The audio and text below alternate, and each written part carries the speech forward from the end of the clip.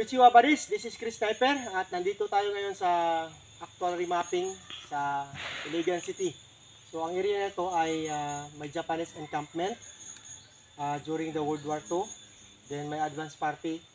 Then may mga gera na nangyari. So kaya may mga tinatawag tayong rust deposit. Then prepared pressure burial layout. Okay.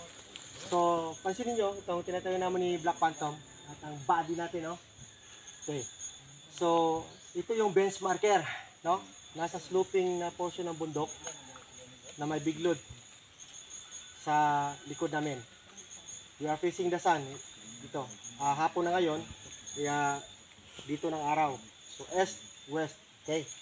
So, ito yung placement. Tingnan nyo. Naka-itlos to. Letter C type ang naghawak ng biglod.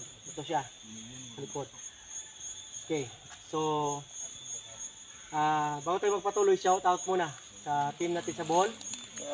Team Pando Valley. Pando. Team Spando sa Bohol. Shout out. Salamat. Okay.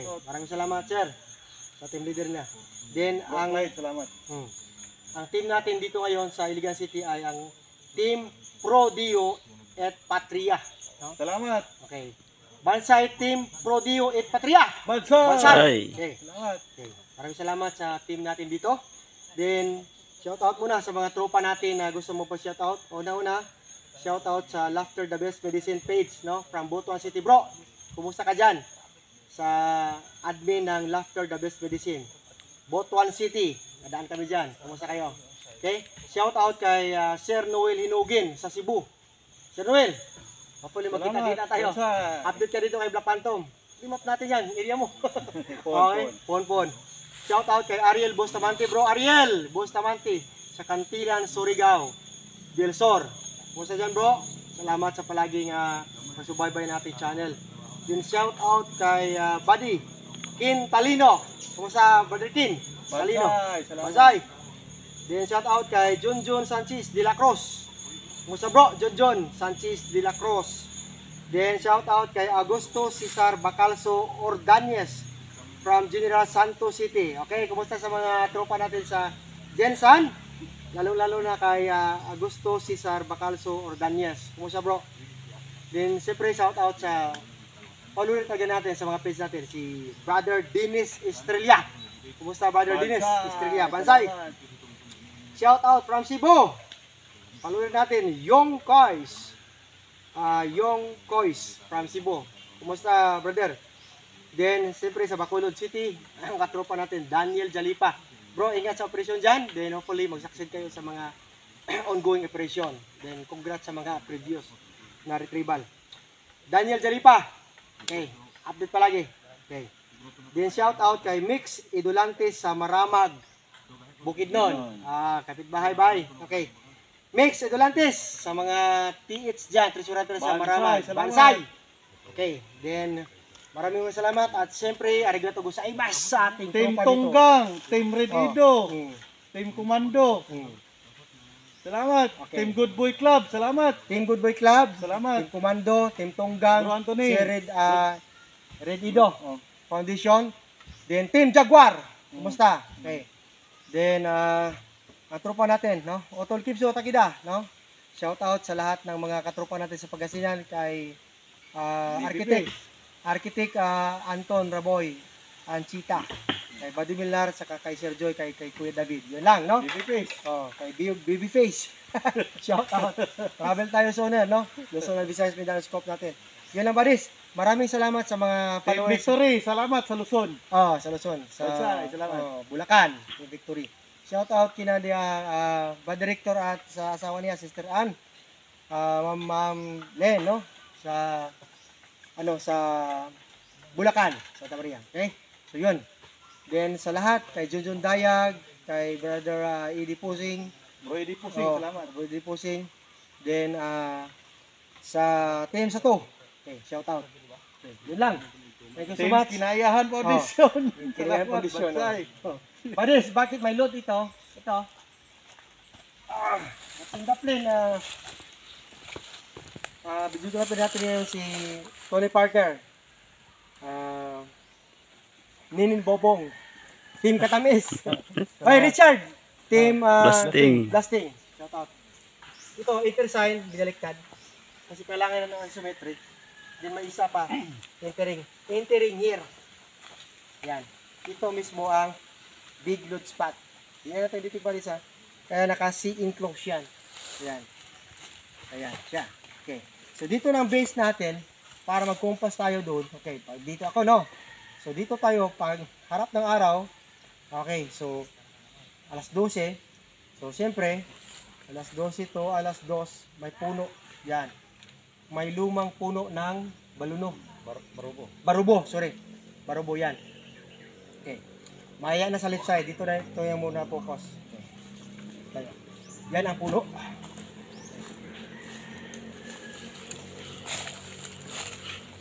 Okay. Bago tayo sa puno, ipapakita ko muna ang marker dito.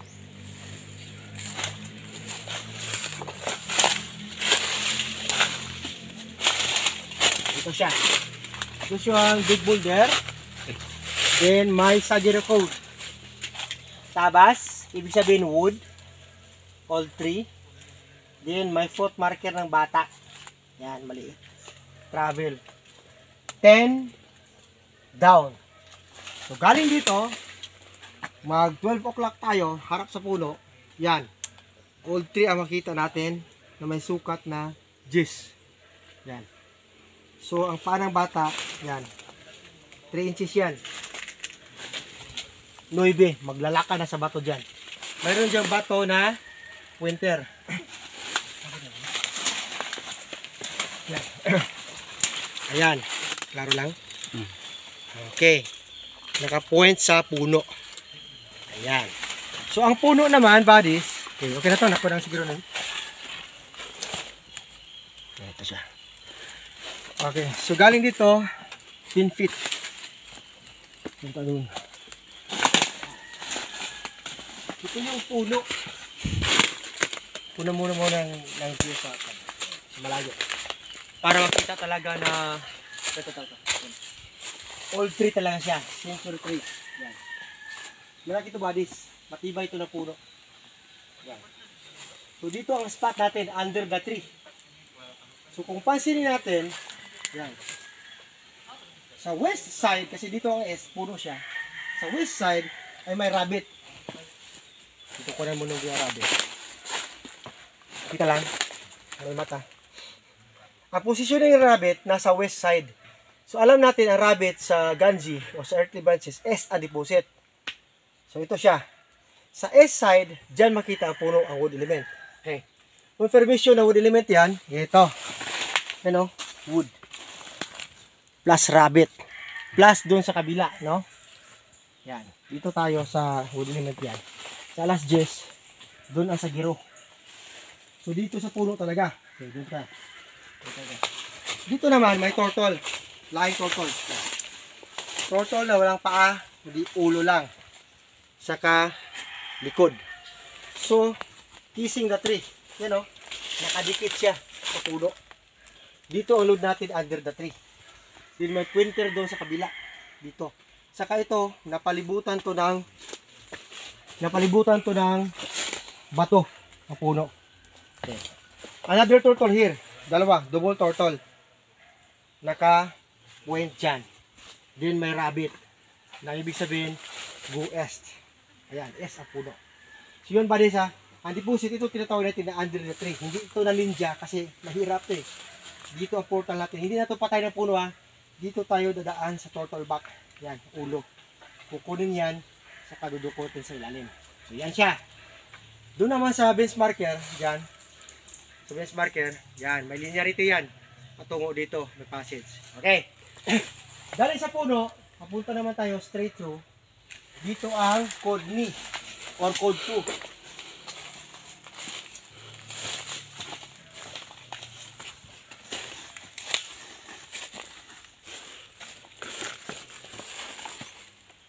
Siya. Okay. Ayan. Kita ito ba res? Ito. Isa, dalawa. Meaning yan, 2. 2. Kasya oh. Kasya yung buong palad. Yan. Dos in front. Saan ang dig sight? Yan. Sa front. Ito. May dig sight dito na may itchy. Yan. May naka-blockage na folder. Then may anchor lock. Ibig sabihin, pull out this boulder. Kasi dito ang spot natin. Magsukat ka lang ng 2 yards yan. Papunta dito sa dig sight. Sa harap naman, may pointer yan. Yan. Big boulder. Then ito naman siya, nakalain sa puno. Okay. Kita na ito, linearity yan. Ito siya sa kompas. Yan. 270 sa puno. Yan. S side dito. Sa ni. Ito siya. Okay, so nakalain. S twist alignment. From puno to diri. Galing naman ka dyan, dito sa north-south alignment, may hole ka makita. Nakalinya dyan. So, in triangulation, yan. Tatama siya ng triangulation yung dig sight spot natin. Okay, so yun buddies, no? Hopefully, naintindihan nyo ang vlog na ito. Kasi, pag maraming bato, palilito ka eh. Pero tingnan mo, ang tamang sukat, tamang kumpas 3 grams, at tamang marker para madali ang pag-remap. Example, pag mawala to, yan dyan tamang puno, mahanap pa rin natin kasi may coordinate markers. Okay? So yun lang. Thank you for watching. And salamat sa mga lahat ng subscribers natin from Luzon, Visayas, and Mindanao. Then, maraming salamat sa mga tropa, no? Na follow ng page natin. Follow lang natin Chris Sniper page at Treasure Hunting Evidences. Then, doon tayo mag-comment, no? Sa pages. Kasi sa YouTube, hindi ko na kaya. Very busy ako. Magpasensya na sa hindi ko ma-replyan kahit sa page. Kasi may trabaho ako eh. May pamilya tayo. May trabaho. So, limited ang oras namin sa social media. So, ibig sabihin yan, depende na lang, no? Pag ma-replyan ko ang mga comment nyo. So, intindihin nyo naman, no? Si Chris Sniper. Tao lang tayo, hindi tayo anghel. Okay, so hopefully, may natutunan kayo sa vlog na ito. Big load, then deposit under the old tree or century tree. Then, the history is talagang may Japanese encampment dito. Ayon pa sa mga owner ng lupa, may mga truck na pupunta dito ng hapon na may mga boxes na karga, then pagbalik wala na mga boxes. So may old road kasi sa taas. So yun lang. Thank you for watching and God bless us all. Eat, sleep and explore. Then Bansay Baris.